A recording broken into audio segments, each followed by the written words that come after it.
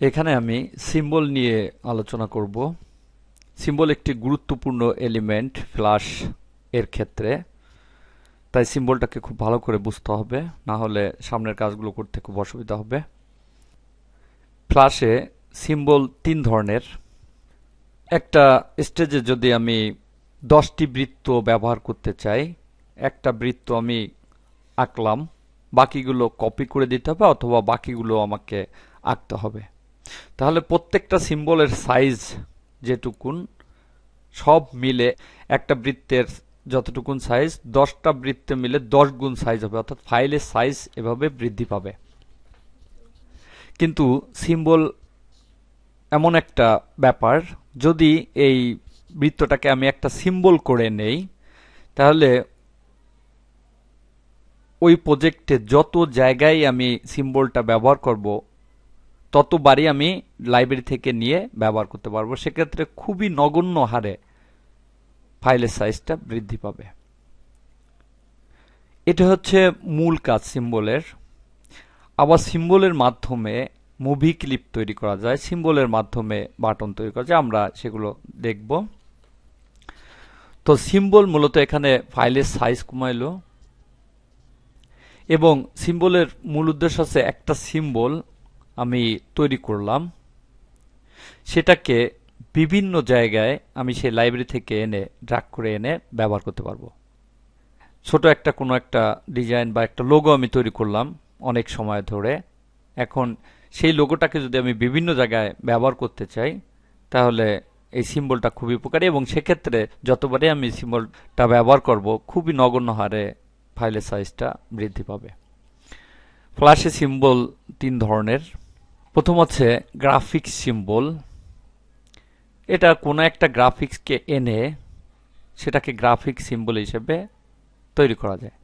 এটা একটা সাধারণ গ্রাফিক্স, সেটা হতে পারে আমার কোনো ড্রয়িং, হতে পারে কোনো বিটম্যাপ ইমেজ নিয়ে এসে সেটাকে, এটা হচ্ছে গ্রাফিক সিম্বল, অর্থাৎ সাধারণ একদমই একটা সিম্বল, নর্মাল একটা সিম্বলকে দেখা গেল এখানে যে স্টারটা আমি এঁকেছি, এই স্টারটাকে আমি স্টেজে এঁকে এটাকে একটা গ্রাফিক সিম্বল তৈরি করলাম। তাহলে এই স্টারটা আমি প্রজেক্টে, অর্থাৎ আমার এই পেজে বা আরো পেজে যেখানে আমি ব্যবহার করতে চাই, আমার এই স্টেজে বা স্টেজের পাশে বসে বা আরো স্টেজ তৈরি করলে সেখানে আমি যেখানেই ব্যবহার করতে চাই শুধু লাইব্রেরি থেকে এটাকে ড্রাগ করে এনে বসিয়ে দিলেই হবে। সেক্ষেত্রে নতুন করে আঁকার প্রয়োজন নেই, কপি করার প্রয়োজন নেই, এবং ফাইলের সাইজটা এতে কমবে। এটা হচ্ছে গ্রাফিক সিম্বল, শুধুমাত্র একটা গ্রাফিক্স। এরপরে রয়েছে movie clip symbol. Movie clip symbol সবসময়ের জন্য অ্যানিমেশন হতে থাকে, যে কোনো একটা অ্যানিমেশন তৈরি করে রাখা যায়। এটা ছোট একটা ফ্ল্যাশ মুভি ফাইলের মতোই। ফ্ল্যাশে যেমন কোনো একটা অ্যানিমেশন তৈরি করে সেটা বিভিন্ন ওয়েব পেজের সঙ্গে অ্যাড করা যায়, এখানেও সেরকম কোনো একটা অ্যানিমেশন অর্থাৎ মুভি ক্লিপ তৈরি করে সেটাকে বিভিন্ন পেজে ব্যবহার করা যায়। মুভি ক্লিপটা মূলত কোনো একটা ছোট অ্যানিমেশন তৈরি করার জন্য, যেমন এখানে আমি দেখতে পাচ্ছি আমাদের একটা লোগো রয়েছে এবং লোগোটা অ্যানিমেশন হতে আছে, এরকম এটাকে যদি আমি একটা মুভি ক্লিপ তৈরি করে রাখি, তাহলে এটাকে আমি বিভিন্ন পেজে ট্র্যাক করে ব্যবহার করতে পারবো। এবং মুভি ক্লিপ যখন তৈরি করব তখন দেখতে পাবো ঠিক একই ধরনের, অর্থাৎ ফ্ল্যাশের স্টেজে যেমন একটা টাইমলাইন রয়েছে, মুভি ক্লিপ তৈরি করার সময় তেমন একটা টাইমলাইন থাকবে। প্রায় দেখতে একই স্টেজে কাজ করতে হবে মুভি ক্লিপের স্টেজটাও। তো এটা হচ্ছে মুভি ক্লিপ। মুভি ক্লিপে মূলত কোনো একটা অ্যানিমেশন তৈরি করে রাখা হয়, যেটা বিভিন্ন জায়গায় ব্যবহার করা হয়। আরেকটা সিম্বল রয়েছে বাটন সিম্বল। বাটন সিম্বল সাথে আমরা সবাই মোটামুটি পরিচিত। বিভিন্ন ওয়েব পেজে বা বিভিন্ন জায়গায় দেখা যায় বাটন ব্যবহার করতে হয়, নেক্সট, এক্সিট, ক্লোজ, হোম, এরকম বিভিন্ন বাটন তৈরি করতে হয়, ইন্টারঅ্যাক্টিভ বাটন। এখানে আমি একটা হোমের চিত্র এঁকেছি এবং সেখানে হোম নামে একটা বাটন তৈরি করছি। এই চিত্রটা নিজের ইচ্ছা মতো করে এঁকে নেওয়া যায় এবং তার উপরে বাটনটাকে সেট করা যায়। বাটনের টাইমলাইনটা একটু ভিন্ন। গ্রাফিক্স এবং মুভি ক্লিপ তৈরি করার সময় আমরা যেমন স্টেজে যেমন একটা টাইমলাইন আছে সেরকম একটা টাইমলাইন পাবো, বাটনের তৈরি করার সময় দেখব এর টাইমলাইনটা একটু ভিন্ন। এবং এখানে 4টা স্টেপ থাকবে। এখানেও দেখতে পাচ্ছি লেখা রয়েছে আপ, ওভার, ডাউন, হিট। এই 4টা ইভেন্ট প্রথমেই বুঝতে হবে। আপ, আপ হচ্ছে মাউস সাধারণ অবস্থায় আমরা যখন শুধু মুভ করবো, আমি কোনো বাটনে ক্লিক করব না। সাধারণ অবস্থায় মাউস থাকলে যে অবস্থায় বাটনটাকে দেখা যাবে সেটাকে বলে আপ। যেমন এখন আমি ওর উপরে মাউস নেইনি, তো সেক্ষেত্রে এটা সাধারণ অবস্থায় দেখা যাচ্ছে। এরপরে দেখতে পাচ্ছি ওভার, অর্থাৎ মাউসটা যখন আমি বাটনটার পরে নিব তখন কেমন দেখা যাবে।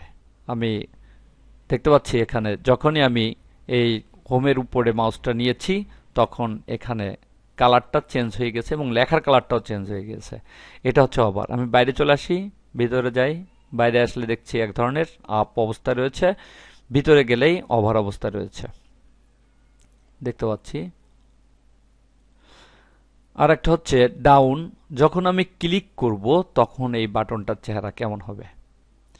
তো ক্লিক করে আমি এখানে দেখতে পাচ্ছি হালকা কালার হয়ে গেছে। এভাবে ক্লিক করলে কালারটা হালকা হয়ে যাবে। তাহলে আপ হচ্ছে সাধারণ অবস্থা, ওভার হচ্ছে যখন আমি মাউসটা এর উপরে নিব, ডাউন হচ্ছে যখন আমি ক্লিক করব, এবং হিট হচ্ছে একটা এরিয়া।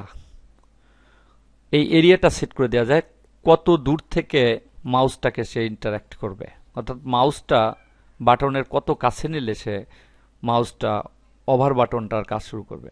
আমি দেখতে পাচ্ছি এখানে অনেক দূরে রয়েছি, মাউসটা আমি অনেক দূরে রেখেছি, তাও এটা রং চেঞ্জ হচ্ছে, অর্থাৎ ওভার অবস্থায় চলে আসতেছে। মাউস বাটনটা ওভার নিলে যেরকম হয় সেরকম চলে আসছে। এরকম হিট আছে একটা এরিয়া সেট করে দেয়া, যে এরিয়ার মধ্যে প্রবেশ করলেই মাউসটা ওভার ইভেন্টটা ভেবে ওভার মতো আচরণ করবে। এই তিন ধরনের সিম্বল আমরা ফ্ল্যাশে দেখে থাকি: গ্রাফিক্স, মুভি ক্লিপ এবং বাটন সিম্বল।